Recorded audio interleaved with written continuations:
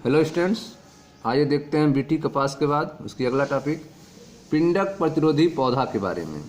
ठीक है, कृषि में जैव प्रौद्योगिकी का यूज आप पढ़ रहे हैं। बीटी कपास के बारे में हम पिछले वीडियो में बताए थे।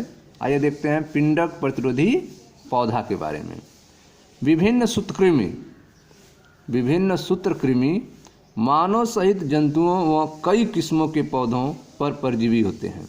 ठीक है, तो आप देख रहे हैं कि अलग अलग प्रकार के जो सूत्रकृमि होते हैं वह मानव में भी तथा अन्य जंतुओं के कई किस्म के पौधों पर परजीवी के रूप में रहते हैं, परजीवी के रूप में होते हैं। विभिन्न सूत्रकृमि मानव सहित जंतुओं व कई किस्म के पौधों, मानव में भी जंतुओं में भी और कई किस्म के पौधों पर भी यह सूत्रकृमि परजीवी के रूप में होते हैं। ठीक है, सूत्रकृमि मिल्वाडेगाइन इनकोग्नेसिया तंबाकू के पौधों की जड़ों को संक्रमित कर उसकी पैदावार को काफ़ी कम कर देता है। ठीक है, तो आप देख रहे हैं कि यह जो सूत्रकृमि है मिल्वाडेगाइन इनकोग्नेसिया, यह तंबाकू के पौधे की जड़ों को संक्रमित कर देता है, जिससे पैदावार काफ़ी कम हो जाती है। ठीक है, तो उपरोक्त संक्रमण को रोकने हेतु तंबाकू के पौधों के जड़ों का संक्रमण जो है कैसे रोका जाए, मिल्वाडेगाइन इनकोग्नेसिया को कैसे कंट्रोल किया जाए, इसके लिए एक नवीन योजना को स्वीकार किया गया। ठीक है, एक नवीन योजना को स्वीकार किया गया जो आरण्य अंतरक्षेप की प्रक्रिया पर आधारित है। किस पर आधारित है? आरण्य अंतरक्षेप की प्रक्रिया पर आधारित है। ठीक है, अब आरण्य अंतरक्षेप क्या होता है देखिए ध्यान से। आरण्य अंतरक्षेप सभी ससीम केंद्र की जीनों में यूकैरियोटिक जीन, ठीक है, आरण्य अंतरक्षेप सभी ससीम केंद्र की जीनों में कोशिकीय सुरक्षा की एक विधि है। सभी ससीम केंद्र की जीनों में कोशिकीय सुरक्षा की एक विधि है आरण्य अंतरक्षेप। इस विधि में क्या होता है देखिए ध्यान से। इस विधि में विशिष्ट दूत आरण्य mRNA, इस विधि में विशिष्ट दूत आरण्य पूरक द्विसूत्री आरण्य से वर्धित होने के पश्चात निष्क्रित हो जाता है।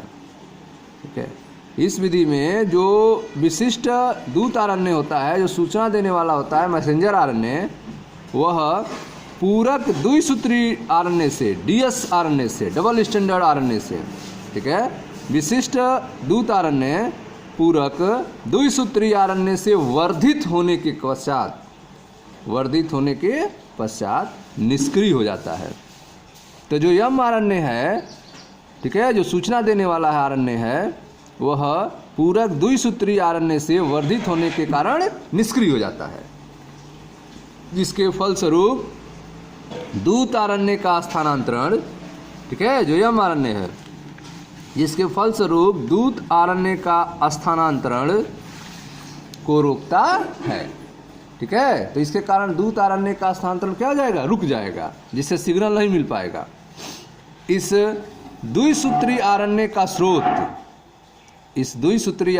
स्रोत संक्रमण करने वाले विषाणु में पाए जाने वाले पूरक आरण्य जीनोम पारंपरिक ट्रांसपोज़न के प्रतिकूल प्रतिकृति के उपरांत बनने वाले मध्यवर्ती आरण्य है।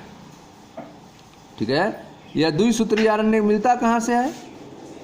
तो यह जो द्विसूत्री आरण्य है, यह संक्रमण करने वाले विषाणु में पाए जाने वाले पूरक आरण्य जीनोम, जिसे पारंपरिक भी कहेंगे, ट्रांसपोज़न के प्रतिकृति के उपरांत बनने वाले मध्यवर्ती आरण्य है।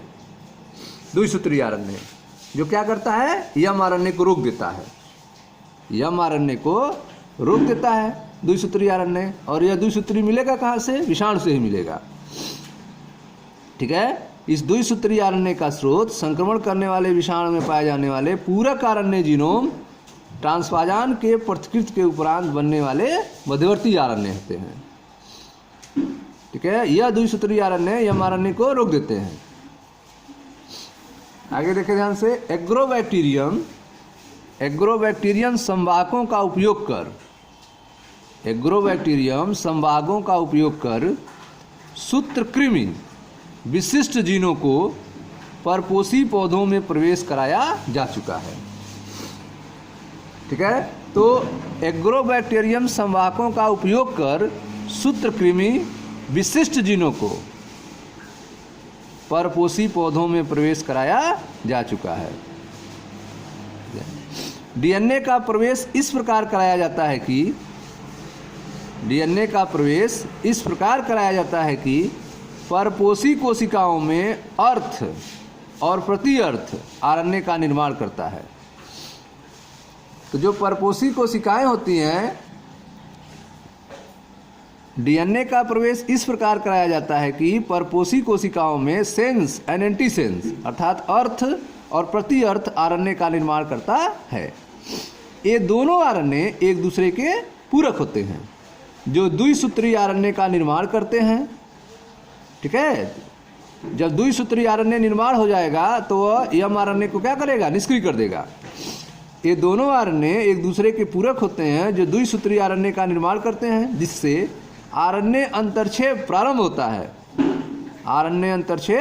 होता है और इसी कारण से सूत्रकृमि के विशिष्ट दूत आरएनए निष्क्रिय हो जाते हैं। ठीक है, जो सूत्रकृमि के एमआरएनए थे जिसके कारण उत्पादन घटता था, वह निष्क्रिय हो जाते हैं। इसके फलस्वरूप परजीवी परपोषी में विशिष्ट अंतरक्षेपी आरएनए की उपस्थिति से परजीवी जीवित नहीं रह पाता है, परजीवी मर जाता है। इसके फलस्वरूप परजीवी परपोषी में विशिष्ट अंतरक्षेपी आरएनए की उपस्थिति से परजीवी जीवित नहीं रह पाता है। इस प्रकार परजीवी पौधे अपनी सुरक्षा परजीवी से करते हैं। ठीक है, तो इस तरह से आप देख रहे हैं कि इस विधि में पिंडक प्रतिरोधी पौधों में विभिन्न जो सूत्रकृमि होते हैं वे मानव सहित जंतुओं व कई किस्मों के पौधों पर परजीवी होते हैं। उसी तरह से एक सूत्रकृमि है मिल्वाडेगाइन इनकोग्नेसिया, यह तंबाकू के पौधों की जड़ों में संक्रमित करता है और उसकी पैदावार को काफ़ी कम कर देता है। ठीक है, अब इसको कैसे कंट्रोल किया जाए, कैसे मिल्वाडेगाइन इग्नोसिया को मारा जाए, इसके लिए उपरोक्त संक्रमण को रोकने हेतु एक नवीन योजना को स्वीकार किया गया, जो आरएनए अंतरक्षेप प्रक्रिया पर आधारित था। आरएनए अंतरक्षेप जो है वह सभी ससीम केंद्र की जीनों में कोश की सुरक्षा की एक विधि है। आरएनए अंतरक्षेप जो है सभी ससीम केंद्र की जीनों में कोश की सुरक्षा की एक विधि है। इस विधि में एमआरएनए विशिष्ट दूत आरएनए पूरक द्विसूत्री आरएनए से वर्धित होने के पश्चात निष्क्रिय हो जाता है। तो जो विशिष्ट एमआरएनए है उसे पूरक द्विसूत्री आरएनए से वर्धित किया जाता है। तो वर्धित होने के बाद विशिष्ट एमआरएनए क्या होता है, निष्क्रिय हो जाता है। इस विधि में विशिष्ट दूत आरएनए पूरक द्विसूत्री आरएनए से वर्धित होने के पश्चात निष्क्रिय हो जाता है, जिसके फलस्वरूप दूत आरएनए के स्थानांतरण को रोकता है। इस द्विसूत्री आरएनए का स्रोत संक्रमण करने वाले विषाणु में पाए जाने वाले पूरक आरएनए जीनोम ट्रांसपोज़न के प्रतिकृति के उपरांत बनने वाले मध्यवर्ती आरएनए है। तो यह जो द्विसूत्री आरएनए मिलता है, जो एमआरएनए को वर्धित करके रोक देता है, कंट्रोल कर देता है उसको, यह कहाँ से मिलता है? यह संक्रमण करने वाले विषाणु में पाए जाने वाले पूरक आरएनए जीनोम ट्रांसपोज़न के प्रतिकृति के उपरांत बनने वाला मध्यवर्ती आरएनए होता है। ठीक है, एग्रोबैक्टीरियम संवाहकों का उपयोग कर एग्रोबैक्टीरियम संवाहक का उपयोग कर सूत्रकृमि विशिष्ट जीनों को परपोषी पौधों में प्रवेश कराया जा चुका है। एग्रोबैक्टीरियम संवाहकों का उपयोग कर सूत्रकृमि विशिष्ट जीनों को परपोषी पौधों में प्रवेश कराया जा चुका है। ठीक है, डीएनए का प्रवेश इस प्रकार कराया जाता है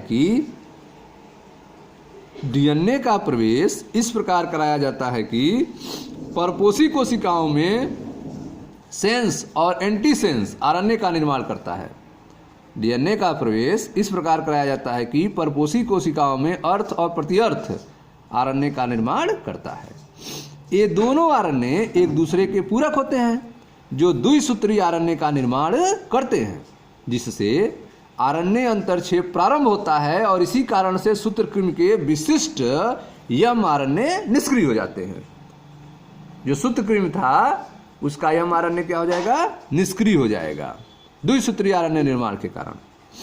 इसके फलस्वरूप परजीवी परपोषी में विशिष्ट अंतरक्षेपी आरएनए की उपस्थिति से परजीवी जीवित नहीं रह पाता है, मर जाता है। इस प्रकार परजीवी पौधे अपनी सुरक्षा परजीवी से करते हैं। ठीक है, अब यहां देखें एक फिगर है, पोषीय पादप जनित, ठीक है, पोषीय पादप के द्वारा तैयार डबल स्टैंडर्ड आरएनए द्वारा सूत्रकृमि ग्रसन के विरुद्ध सुरक्षा में वृद्धि। ठीक है, पोषीय पादप द्वारा तैयार डीएस आरएनए द्वारा सूत्रकृमि जो हानि पहुंचा रहा है उसके विरुद्ध सुरक्षा में वृद्धि में दो फिगर है, अ और ब। अ वाला आप देखें, यह है आपका प्ररूपी नियंत्रित पादप मूल्य। ठीक है, यह कंट्रोल है, इसमें परजीवी कोई नुकसान नहीं पहुंचा पा रहा है, यह प्ररूपी नियंत्रित पादप मूल है। यह ब फिगर देखें, 5 दिनों तक जानबूझकर सूत्रकृमि द्वारा परजीवी पादप के जड़ों का संक्रमण। ठीक है, परजीवी पादप के जड़ों पर संक्रमण दिखाया गया है जिससे जड़ विकसित नहीं हो पा रहा है। ठीक है, तथा साथ ही नवीन विधि द्वारा सुरक्षा, नवीन विधि द्वारा सुरक्षा।